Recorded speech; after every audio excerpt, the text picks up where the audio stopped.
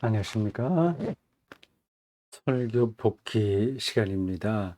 어제 한 설교, 그래서 10장 19절에서 25절을 본문으로 한 겁니다. 하나님께 가까이라는 제목입니다. 아주 일반적인 제목이죠. 저기에 더 설명이 필요 없을 것 같습니다. 하나님께 가까이 가는 그리스도인의 삶이라는 말이 어떤 뜻인지 우리에게 선명하게 들어와요. 우리가 선명하게 알고 있는 게 정확하지 않을 수도 있습니다. 아니면 더 깊 어 조금 더 깊이 들어가지 못하는 것일 수도 있습니다. 설교만이 아니라 이 세상살이도 마찬가지예요. 그 사람의 눈높이에 따라서 세상이 다르게 보입니다.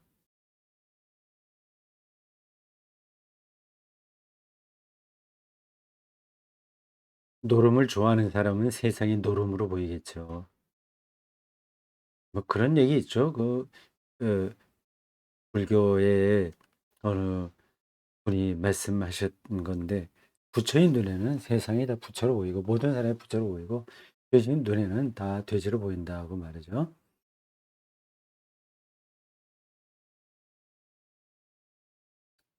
그 성경의 깊이가 거의 무한에 가깝기에 그 들어갈 수 있는 사람에 따라서 천차만별입니다. 한국 기독교인들은 그 성경의 깊이를 별로 실감하지 못합니다.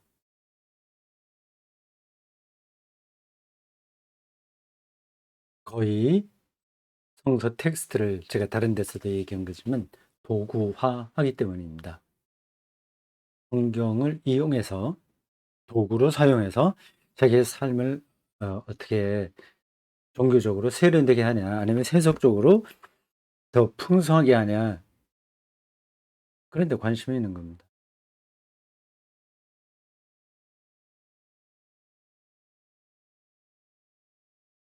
하나님께 가까이라는 제목이 뻔한 이야기 같지만 그렇지 않다. 그걸 제가 강조하고 싶어요. 그건 뭡니까? 누굽니까? 그 불교에 아주 10여 년 전에 돌아가신 그분, 산은 산이고 물은 물이다. 그러한 열반송을 남겼다고 하지 않습니까? 열반송. 근데 어떤 목사들은 내가 평생 동안 돌을 닦았다고 하는 저 중이 기껏 죽을 때 한 말이 저 정도밖에 되지 않냐. 유치하다. 불교는 유치하다. 뭐 그렇게 얘기를 하더라고요. 그렇게 말하는 사람이 유치한 겁니다. 세상의 온갖 조화로운 이치와 깊이, 신비, 어, 신묘막측한 그런 세계를 섭렵한 사람이 한 말입니다. 하는 산이고 물은 물이다. 그걸 있는 그대로 본다는 거죠. 근데 그렇게 그대로 보기가 쉽지 않거든요. 성경과 신학도 그와 같습니다. 우리는 자기가 알고 있는 그 한도 안에서만 고정된 시각으로 바라봅니다. 그럼 그 대상이 자기의 존재 깊이를 열어줄 수 있나요? 제가 설교를 준비하고 설교할 때는 좀 의욕이 좀 많아요. 아, 내가 생각했던 것들을 좀 잘 전해야 되는데, 그런 느낌이 강합니다. 좀 간절하죠. 근데 막상 전하고 나면 아쉽죠. 이 여러 가지로 그렇습니다. 하나님께 가까이라는 그 제목이 담고 있는 기독교 신앙의 세계를 제가 청중들에게 얼마나 잘 전했는지 설교가 끝난 다음에는 늘 아쉽습니다. 저의 한계를 느끼기도 하고요. 한계에도 뭐 한계라고 하는 게 한두 가지가 아니라 아주 많죠. 이건 뭐 어쩔 수 없으니까 접어들고 일단 예, 저희 자리에서 최선을 다할 뿐입니다. 설교 앞부분에 이런 얘기를 했습니다. 저는 오늘 여러분을 이 단어들이 가리키는 기독교 신앙의 세계로 안내하겠습니다. 위에 빨간 줄로 빨간 색깔이 되어 있는 글들이 있고 여기는 보라색으로 되어 있는 글이죠. 두 개가 차이가 있습니다. 어, 쭉 보면 빨간색은 보충해야 되는 거고 요것도 보라색 이것도 보충하는 건데 두 개가 차이가 있어요. 빨간색은 이미 어저께 대구 샘터교회 예배 인도하러 한 20개월 만에 갔다가 예배 후 어, 설교 복귀 시간으로 한 20분 동안 한 겁니다. 네, 그건 동영상이 아니죠. 네, 소리만 녹음했습니다. 네, 지금 이 유튜브로 보내려면 영상을 바꿔야 되고 해서 옛날 방식으로 해볼까 하다가 이게 OBS로 하면 저절로 된다는 생각이 하게 됐습니다. 그래서 그 두 개를 지금 겹쳐서 하려고 그래요. 오늘 제가 잠깐 얘기하는 거는 이 보라 색깔이고 빨간색이 있는 것은 어저께 서울 샘터교회에서 한 설교 복귀 내용입니다.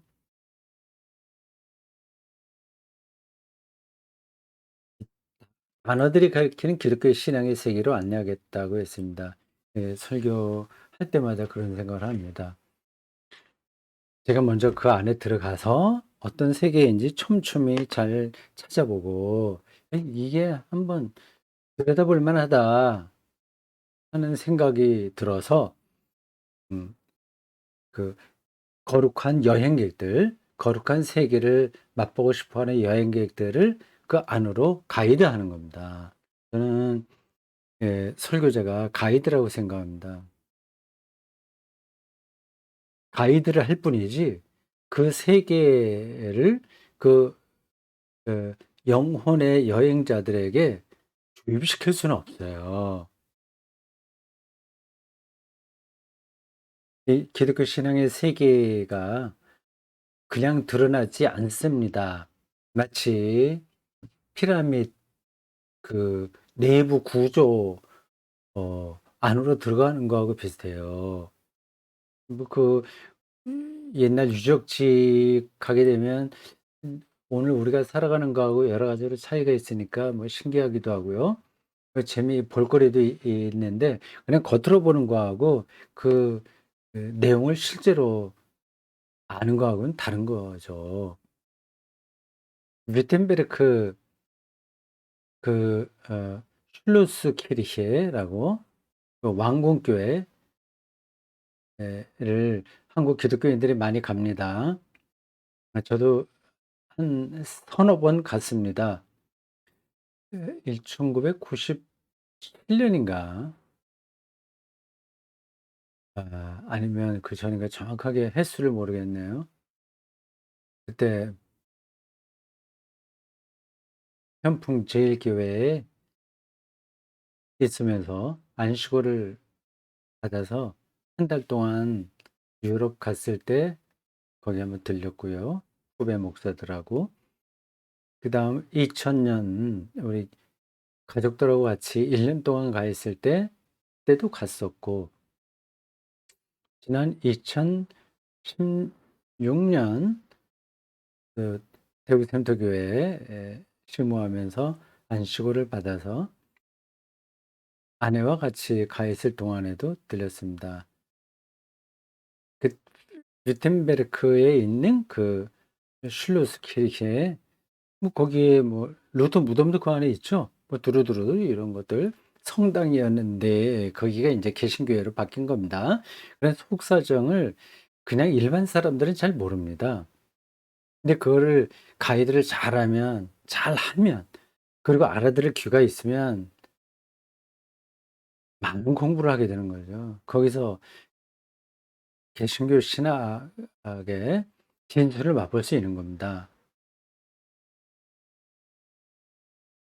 매번 설교할 때마다 그 새로운 기독교 신앙의 세계로 그 설교를 듣는 분들을 안내하는 거다 그래서 생각을 합니다.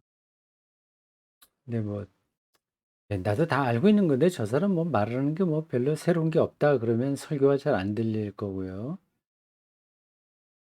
그리고 제가 정말 새로운 그 영성을 제시하지 못하면 뭐 또 들리지 않겠죠. 하여튼 기본적으로는 저런 자세다 얘기입니다. 이 말은 곧 아직 그 아직이 아니라 늘 성경과 기독교 역사 안에는 우리가 모르는 세계가 많다. 많은 정도가 아니라 끝이 없을 정도로 많다. 그 얘기입니다. 그럼 더 깊이 들어가는 수밖에 없는 거죠. 완전히 다 정복은 못 합니다. 가는 것만큼 가는 거예요. 그 마음이 있으면 영혼이 살아있는 겁니다. 더 알고 싶어지는 겁니다.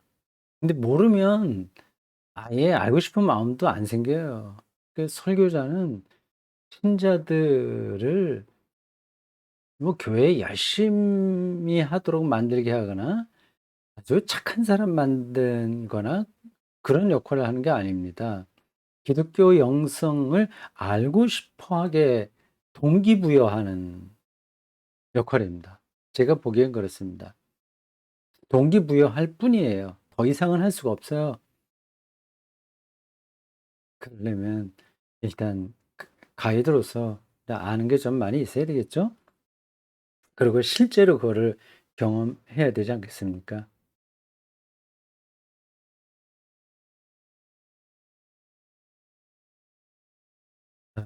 이렇게 한 꼭지가 됐고 다음에 아 설교 후반부로 가서 이런 표현이 있습니다. 플레로마 이거는 이제 충만하다는 뜻인데 그 단어가 그 우리가 본 성경 본문에 나오는 단어의 원형입니다. 그리고 헬라어나 뭐 그리스 히브리어 또 라틴어 이런 걸 제가 아주 능수능란하게 잘 다룰 수 있는 사람이 아니라서 정확하게는 말씀드리지 못합니다. 이게 좀 아쉬워요. 저의 한계이기도 하고 제가 평생 동안 신학자와 설교자로 살 거였다면 최소한도 그 세 가지 고만은 마스터했어야 되는데 그러지 못했습니다. 그냥 서울신학대학의 학부에서 최소한의 필수 과목으로만 학점을 따고 만 거예요. 그러니까 그 어떻다 하는 조그만 맛만 보았지 제가 그 히브리 성경 히브리어로 된 구약 성경을 번역할 수준은 되지 못합니다. 헬라어도 마찬가지고 라틴어도 그렇고요. 되게 참 아쉽습니다. 독일 신학계에서는 신학생들이 이 세 고 이거는 필수입니다. 물론 우리도 필수로 하긴 하는데 신학교에 따라서 약간 차이가 있긴 있지만 근데 거기는 국가고시를 봐야 돼요. 이 세 가지를. 의사 될 사람, 또 법조인 될 사람, 신학할 사람은 일단 저거를 합격해야 됩니다. 이제 국가고시일 거예요. 제가 알고 있기로는. 네, 우리 한국에 있는 신학대학에서도 저 고 세 가지는 나중에 저희가 신학자가 되지 않는다고 하더라도 좀 철저하게 시키는 게 좋겠습니다. 라틴어도 꼭 필요하거든요. 왜 그런지는 아시죠? 교부 신학이 다 라틴어였으니까요. 초창기에는 헬라어로 썼고, 아주 초기에는. 그 다음엔 이제 4세기 이때에는 라틴어 세계니까 라틴어로 신학을 했습니다. 그런 책을 읽으려면 라틴어를 알아야죠. 근데 플레로포리아라는 단어예요. 헬라어 성경에. 요게 이제 영어로는 full assurance 이렇게 나옵니다. 충만한 확신. 요 플레로포리아가 그 유명한 플레로마라는 단어, 충만이라는 단어의 변형이에요. 변형은 이제 시제에 따라서, 그리고 시제나 그리고 격이나 뭐 이런 것에 따라서, 그리고 그게 완료형이나 어떤 거냐에 따라서 다 달라진다는 뜻입니다. 그렇게 믿음에 대한 충만한 확신을 부끄럽다고 여기는 분들은 없겠죠.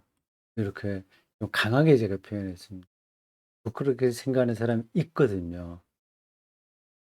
뭔가 이거는 좀 부족한 거 아닌가? 내가 예수 그리스도를 믿는다고 하는 것을 사람들에게 분명하게 확신을 갖고 얘기할 수 있을까? 그런 불안하게 생각하는 사람이 있습니다. 현대 지성적인 젊은이들은 더 그럴 겁니다. 자기들 또래에서 너 교회 다녀? 아직까지 교회 다녀? 너 같은 애, 네가 교회 다닌단 말이야?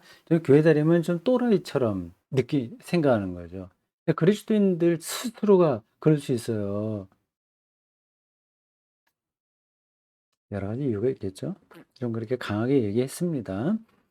믿음과 확신, 우리가 갖고 있는 믿음과 확신과 삶의 근거가 없다면 세상의 것들은 더더욱 근거 없다.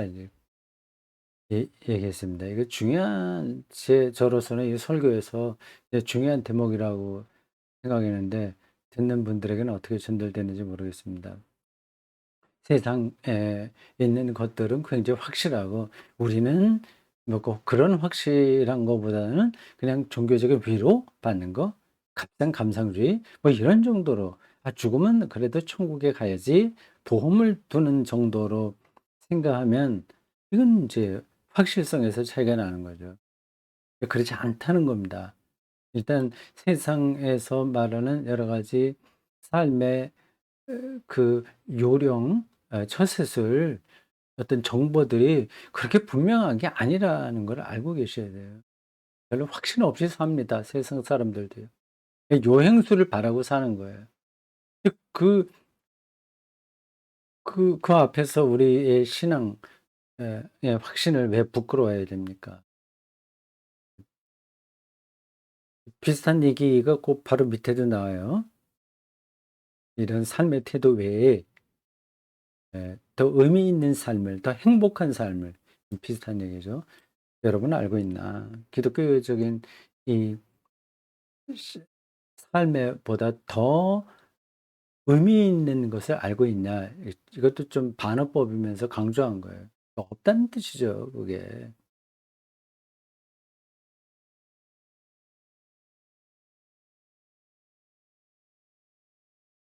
자, 요 마지막 것은 나중에 한 번 더 하겠습니다. 이제 서울 샘터 교회에서 어제 그 현장에 한 15분 모였나? 조그만 그 학원 공간에서 모였는데, 거기서 했던 설교 복기를 여기 다시 녹음 연결해 보겠습니다. 그래서 저의 핀 마이크는 일단 끄겠습니다. 네, 영상을 보십시오.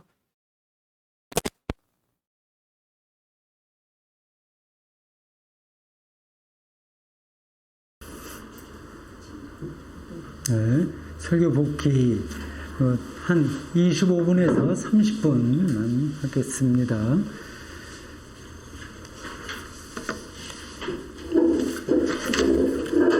사실은 질문을 받고 대답하는 게 더 좋긴 한데, 그러면 또 너무 이제 많이 산만해질 수도 있으니까 제가 보충해야 되겠다고 생각했던 몇 항목만 말씀드리겠습니다.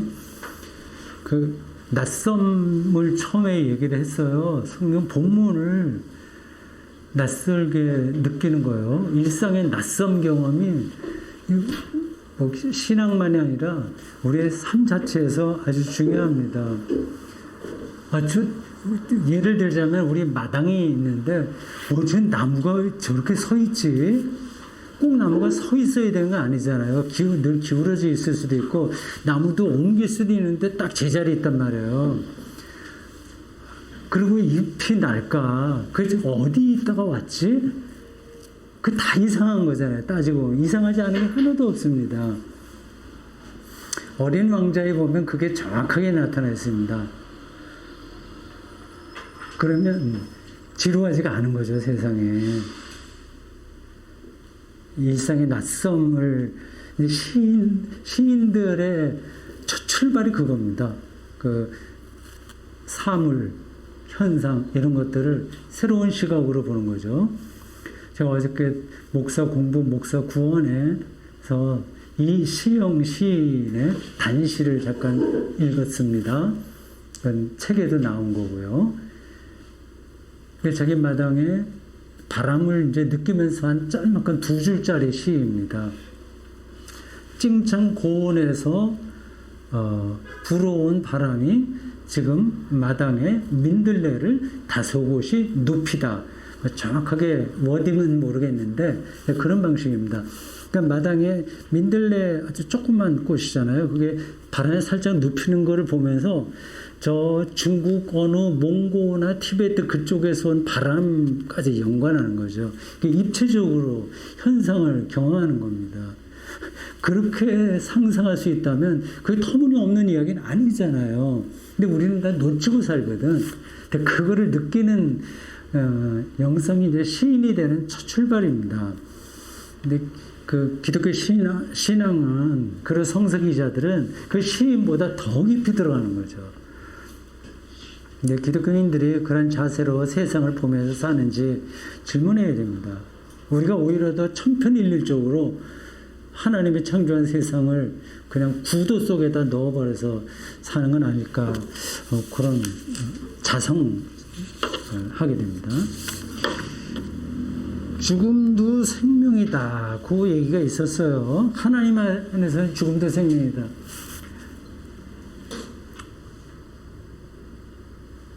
근데 그걸 이해하려면 우리가 지금 살아있다는 거를 절대화하지 않아야 됩니다. 그리고 내가 이렇게 인간으로 이 시간에 존재한다는 것을 절대화하지 않는 것. 그래서 하나님 안에서 생명의 미래가 열려 있다는 시각이 있어야만 우리 이제 죽음도 하나님 안에서 생명 완성의 길이라는 사실을 실질적으로 깨달을 수 있습니다.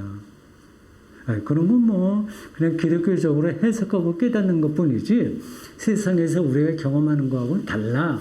그러니까 그거는 뭐 종교적인 차원이지 실제적인 차원은 아니야. 그렇게 생각하시면 오해입니다.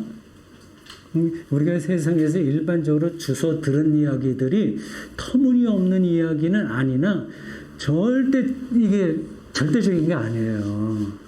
성서는 더 심층적으로 인간 생명과 그 현상을 뚫어봤습니다. 그래서 그 하나님을 이야기하는 거죠. 그 시각이 우리들에게 있어야만 하나님 안에서는 죽음도 생명이다. 그 말을 이해할 수 있습니다. 오늘 우리 김재남 집사님이 나를 이제 픽업해서 광명에서 여기까지 데리고 왔습니다. 출발할 때 40분까지 도착할 겁니다. 이렇게 얘기를 해요. 그래서 뭐 그런가 보다 이런 생각을 했는데 정확하게 40분에 여기 도착하더라고요. 어떻게 차들 막 밀리고 했는데도 대단하네요. 이런저런 얘기 많이 했습니다. 근데 그 죽음에 대한 이야기도 좀 하고 아내가 뭐 어떤 뭐 그런 얘기도 하고 뭐 아내 아버지 장인 어른 뭐 얘기도 좀 하고 뭐 두루두루 이렇게 하면서 이제 도반 그런 얘기도 좀 하고요. 죽을 때 그 삶의 절정으로 경험되는 게 최선인데 그걸 어떻게 하냐 그런 얘기 좀 했습니다. 저도 그렇게 생각을 합니다.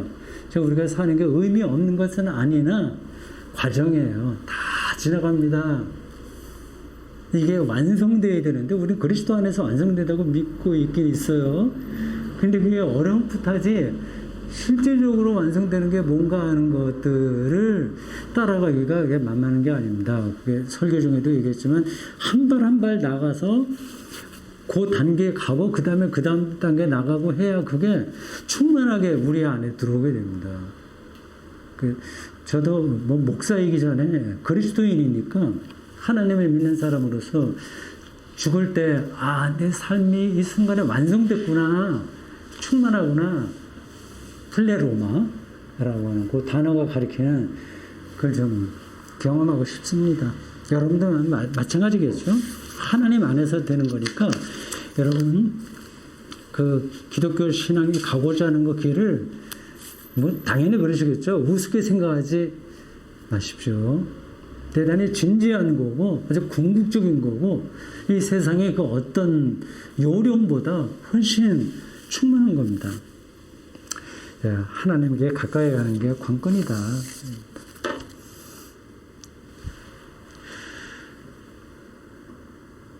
예수님께서 그 예루살렘 성전을 절대화하지 않으셨고요. 제가 본래에도 발음이 정확하지 않은데 지금 마스크를 쓰고 있으니까 더 부정확하죠. 들립니까? 예. 바실리아 투데우. 저의 신앙적인 화두예요. 화두가 많긴 합니다. 예수가 이해했던 하나님의 통치가 과연 어떤 건지가 내가 신학적으로 이렇게 저렇게 설명을 할 수 있습니다. 근데 그거를 충만하게 느끼고 싶은 겁니다. 다른 건 제가 원하는 게 하나도 없어요. 죽을 때까지 그것에 더 깊이 들어가면 그럼 됐지 뭐 다른 게 더 필요한 게 뭐가 있겠어요? 뭐 자녀가 잘 되기를 바라겠어요? 뭐 하겠어요? 그런 거야 다 상식적으로 하면 되는 겁니다. 그렇게 해서 될 수도 있고 안 될 수도 있고 좀 불행하게 살 수도 있고 좀 편안하게 살 수도 있는 거죠. 근데 하나님 나라의 충만성, 그 경지에 이르는 거는 이거는 양보할 수 없는 거라서 계속 그렇게 그쪽으로 가고 있긴 합니다. 바실레아 투데오. 그래서 예수님에게 가까이 가려고 노력하는 거죠.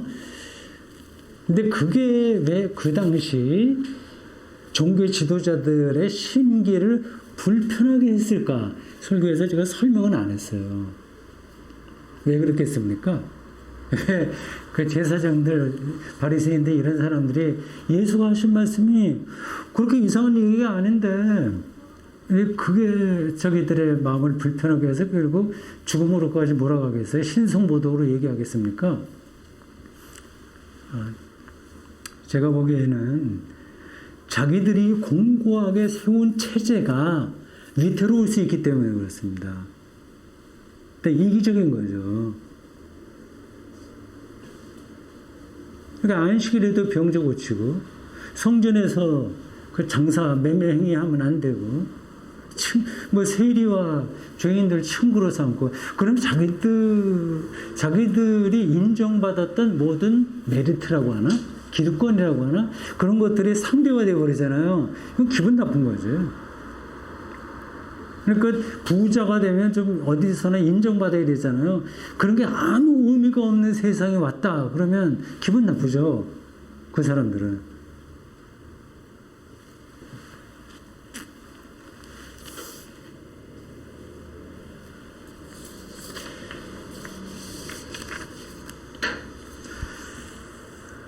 설교 중반 조금 뒤로 넘어가서 인생은 본래 믿음의 문제다 이렇게 얘기를 했는데 기억나세요?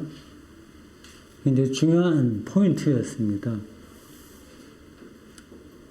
실증이 아니라 믿음이라고 한 거예요.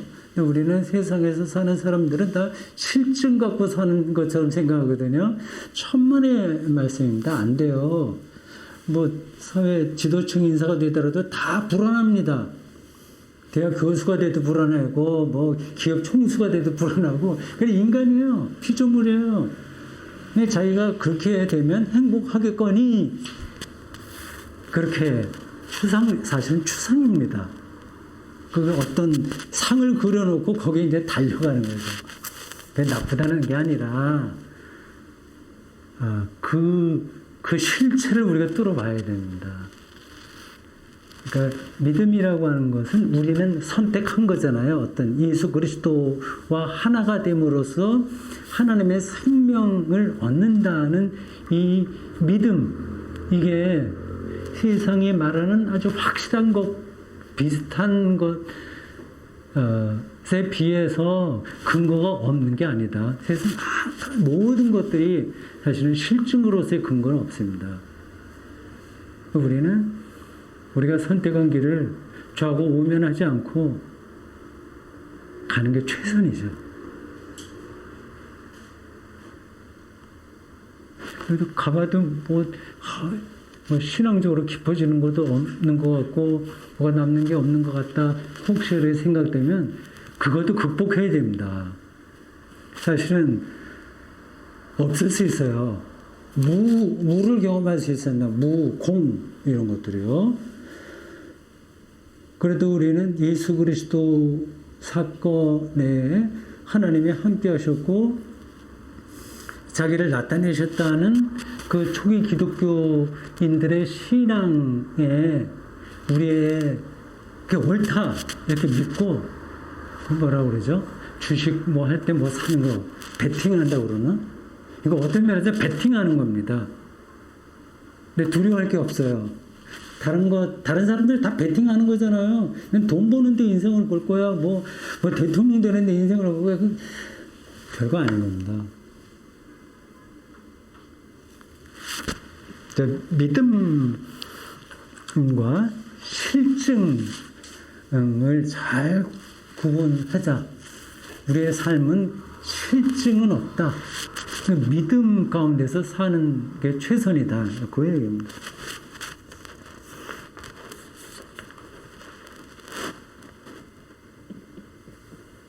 설교 좀 후반부로 넘어가서 악한 양심으로부터 벗어나고 라고 하는 표현이 저 사람은 양심이 고다, 틀려 그런 뜻이 아니라고 말씀드렸습니다. 그러니까 성경을 읽을 때 우리가 오해하기 쉬워요. 우리는 성경을 이제 기존의 어떤 생각했던 틀, 살아가는 방식 그 안에서 생각합니다. 그래서 도덕주의적이고 윤리적인 차원에서 이런 양심 이런 것도 생각하죠. 기독교는 착한 사람 만들려고 하는 거 아닙니다. 윤리 도덕적으로 완벽한 사람 만들려고 하는 거 아니에요. 그런 결과로서 그렇게 나타나면 좋은 거고 그렇게 될 수가 없습니다. 안 되는 거를 자꾸만 요구하게 되면 영혼이 피곤해지는 겁니다. 수고하고 무거운 짐이 되는 거예요. 그건 복음이 아니지. 그건 율법이지. 그렇다고 해서 우리가 뭐 뻔뻔하게 살아도 좋다는 말이 그건 아닌 거죠. 그건 상식의 문제니까 아이고 제가 누누이 얘기합니다. 상식과 교양에 머물러서 자꾸만 기독교 신앙을 그 비슷한 것으로 말하는 거는 복음에 율법하다 기껏해야 바리새인 되는 거야. 그래서 악한 양심은 이게 우리를 이제 힘들게 하는 거 아닙니까? 우리를 힘들게 하는 게 뭐예요? 어떻게 하면 행복할 수 있지? 어떻게 하면 뭘 할 수 있지? 어떻게 인정받을 수 있지? 그런 걸 채우지 못하면 어떻게 하지? 내 인생 성공하지 않으면 어떠지? 하는 두려움. 이게 이제 악한 양심입니다.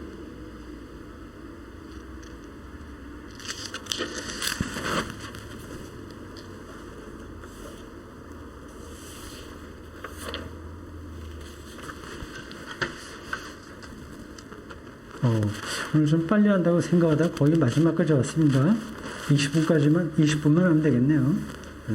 마지막으로 모이기를 피하지 말자. 그 이야기요. 수행이라고 했습니다. 그 헬라어 문장이나 뭐 킹제임스 버전 이런 거 보면 우리 함께 모이는 거 그거 피하지 말자. 그게 먼저 나와요. 앞에 문장에. 그리고 그렇게 하는 사람들이 좀 있다. 그런 사람들처럼 우리 그 모이는 거를 피하는 거는 좀 자제하자. 그런 본문입니다. 그게 이제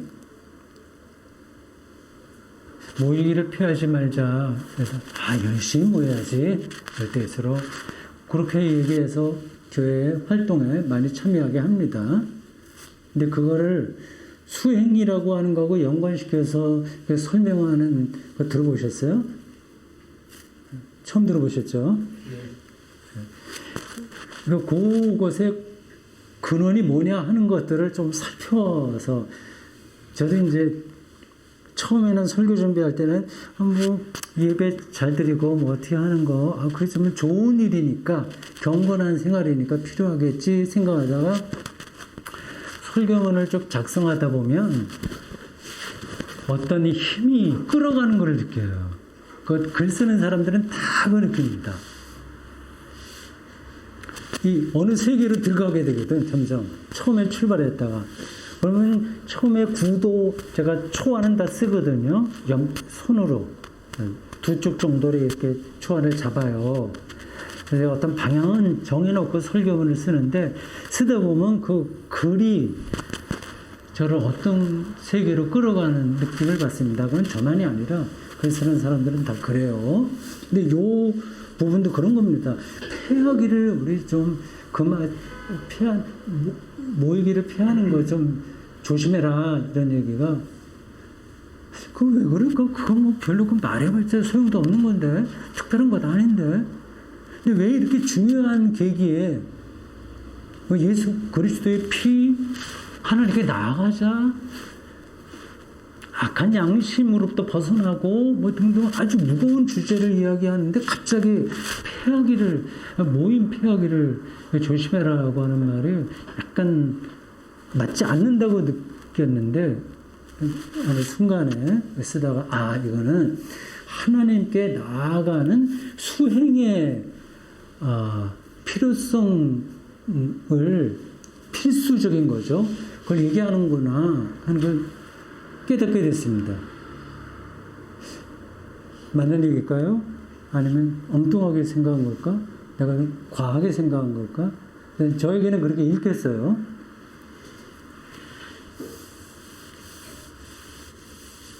수행이라고 하는 말을 이제 기독교인들은, 개신교인들은 조금 마땅치 않게 생각합니다. 그건 뭐 불교나 뭐 수행 정진하는 거지. 또 그거는 가톨릭에게 좀 가깝지. 우리는 믿고 회개하고 구원의 확신을 갖고 열심히 사는 거지. 뭐 그렇게 그런 쪽으로 기울어져 있습니다. 뭐 그건 또 거기에 관계된 것은 더 여러 가지 복잡한 이야기가 있는데 수행이 없으면 어떤 걸 이룰 수가 없어요. 사실은 세상 이치도 비슷합니다. 테니스에서 수행이 필요하겠어요? 안 하겠어요? 반드시 필요합니다. 이거 연습을 많이 해야 돼요. 이거 포스트로크 하는 것만 어느 단계에 올라가려고 하더라도 그냥 되지가 않습니다. 진도가 안 나가도 계속 연습을 함으로써 어느 단계에 올라가고 그 단계 올라가야 그 다음에 백스트로크도 하고 발리도 하고 스매싱도 하고 뭐 그런 공의 흐름을 느낄 수 있는 거거든요. 그러니까 모든 전문가들은 다 수행을 하지 않습니까? 뭐 기독교 신앙은 그게 아니라 뭐 은혜 받고 하나님의 선택해서 뭐 감격스럽고 회개하고 그러면 되지 수행하고는 관계없다 생각하는 것은 그건 오해입니다. 신앙적으로 어린아이로 살고 싶으면 그냥 그대로 살아도 돼요. 하나님이 그걸 뭐라 하겠습니까? 신앙적으로 성숙한 사람. 그 말은 삶 자체가 성숙해진다고 하는 건데 그러려면 이건 수행 반드시 필요한 겁니다.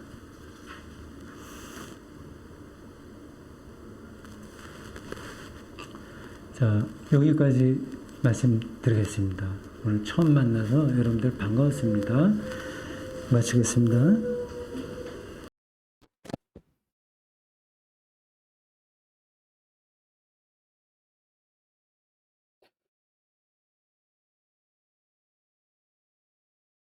자, 서울샘도교회에서 했던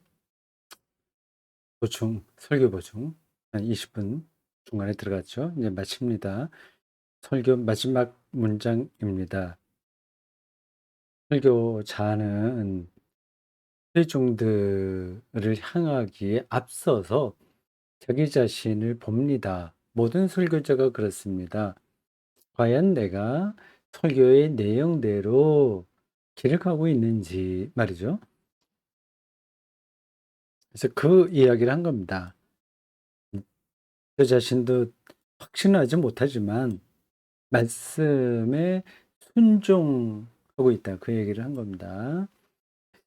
수행하듯이 하나님께 가까이 가는 일이 이게 정명수 목사에게는 어떤 거냐 하는 거는 또 다르게 이야기할 수 있습니다. 예배 준비를 어떻게 하고 뭐 주보 준비서부터 시작해서 신학책을 어떻게 읽고 강독하는 것 그리고 설교 복귀하는 것도 다 하나님께 가까이 가는 일입니다. 수행하듯이 제가 하는 거예요. 최선을 다하면서. 그러나 그것으로 다 되지 않으니까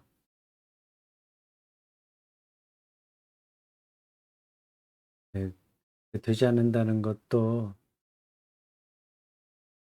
여러 가지의 일들이 거기에 섞여 있습니다. 이 삶이 완성된다는 거는 그렇게 뭐 한순간 깨달아서 어 자기가 굉장히 높은 고지에 올라간 거와 같은 경험만으로 해결이 안 돼요. 뚝 떨어지기도 합니다. 그래서 결국 키리의 LA송을 강구하지 않을 수 없는 거죠. 불쌍히 여기서. 그리고 임마누엘 하나님이 함께 하셔야 이런 일들이 가능하니까 이건 다 은총입니다. 결국은 자기가 열심히 노력하는 수행도 은총에 의존적인 거죠. 기독교 신앙은 아주 본질적으로 은총 중심입니다. 자, 하나님께 가까이 가는 일을 평생 동안 해왔던 여러분, 그리고 저를 포함해서 남아있는 인생, 그게 20년일지 50년일지 어떨지 모르지만 열심히 가봅시다. 그렇게 기독교 전통이 우리들에게 길을 제시해주고 있습니다.